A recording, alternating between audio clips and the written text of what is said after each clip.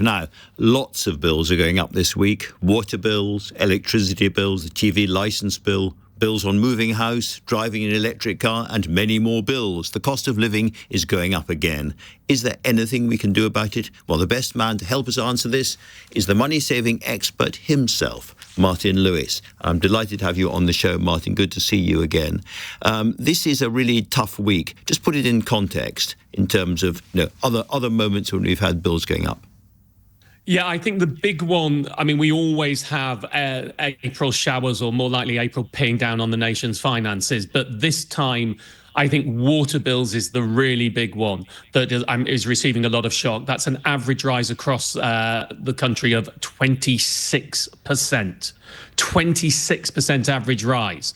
And there are things you can do on that. You go into ccw.org.uk, the Consumer Council for Water's website, check if a water meter will save you. There's 5.4 million people eligible for social tariffs who aren't on them, and the eligibility criteria has got a little easier if you're earning under £22,000. If you've got a medical condition that means you need more water, there's the Water Shore scheme, or equally, if you've got 3 or more children, you're on benefits. So while we have the perverse situation in water that we have privatisation but no competition, some would argue the worst of both worlds, there are still actions you can take to cut your bills down. And just on the water meter, people think it's trivial. Emma tweeted me, it looks like Martin was right. Got a water meter fitted, and my Thames water bill has gone from £54 a month to £23 a month, a £372 a year saving. And while water meters rates are still going up, if you can save substantially, which is normally for people who have more bedrooms than people, so you've got more or the same number of bedrooms than people, you're probably better off on a water meter,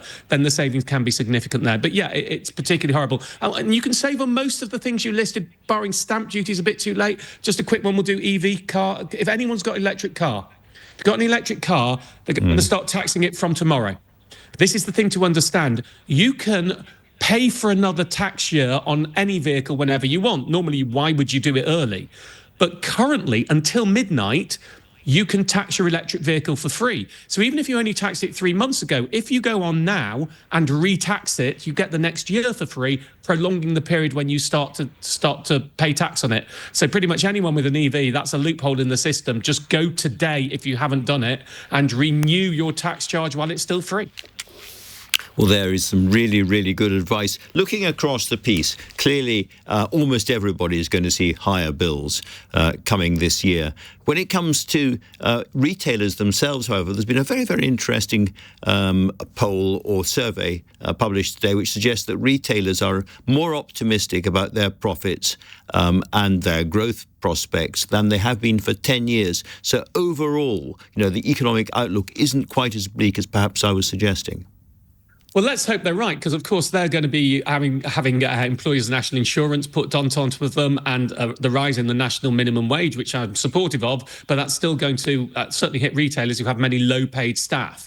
So I haven't seen that. I don't know why they're saying they think they're more optimistic. I have to say that's not the feeling I'm getting from consumers right now.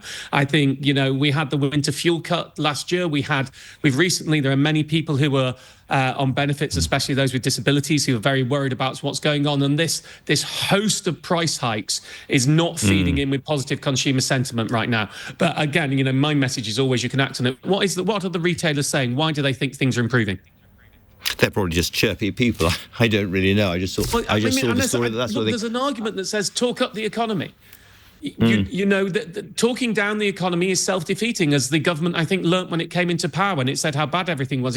What people do is retrench, they don't spend, they try and protect their savings, and they keep money out of the economy. So I think for retailers, there's certainly positive spin that things are going to get better and everyone should be more relaxed and open their purse strings. Is probably beneficial. It's probably beneficial for all of us at the moment, to be absolutely honest. Although, my job is to tell people how to protect themselves rather than to think of the wider picture. I think we were first talking, Martin, in the aftermath of the pandemic, when there was a surge in price rises and inflation. Everybody was talking about it. Have you known a week like this week with so many prices going up so fast all at once? Well, they always go up at this point of year. And actually, in the round, broadband and mobile bills were going up 18, 19% 2 years ago. They're going up 6 or 7% this year. Council tax bills are slightly higher than normal. Water's higher than normal. Energy is going up, but that was higher 2 years ago. So It's been... Again, we have to be very careful between speed and acceleration, if you know what I mean. Price rises are about the rate of acceleration. Speed is the actual how fast we're going. All of these rises are on top of the other rises that we've had in the past, in most cases, barring energy. So things are continually going up and prices are higher and higher and higher. So, but the acceleration isn't as high as it has been previously. But in a combination, I think water has just tipped everything over the edge, because that's the bill that most people don't think about, and it's gone there. Just on energy, we'll do energy very quickly. The price cap's going up 6.4% tomorrow. It went up 1.2% in January. It went up 10% in October, which means price cap is going to be 18% higher than last summer now. But you can currently fix 8% below the current price cap before it even goes up 6%. And the predictions are for the rest of the year, it'll be roughly where it is now. So, you know, get off your hands, people. If you like, the bronze lining to this horrible storm of price rises is that people are resistant to change.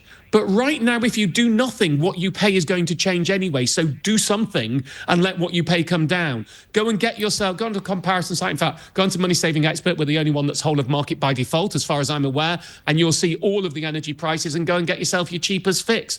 You know, if it's council tax, we've got a council tax check and challenge system, and check whether you're entitled to any discounts. If it's broadband and mobile, 20 million people are out of contract and paying over the odds. And there are millions eligible for social tariffs on broadband as well. There are so many things out there people can do. So yes, get angry. You know, feel aggrieved that the prices are going up.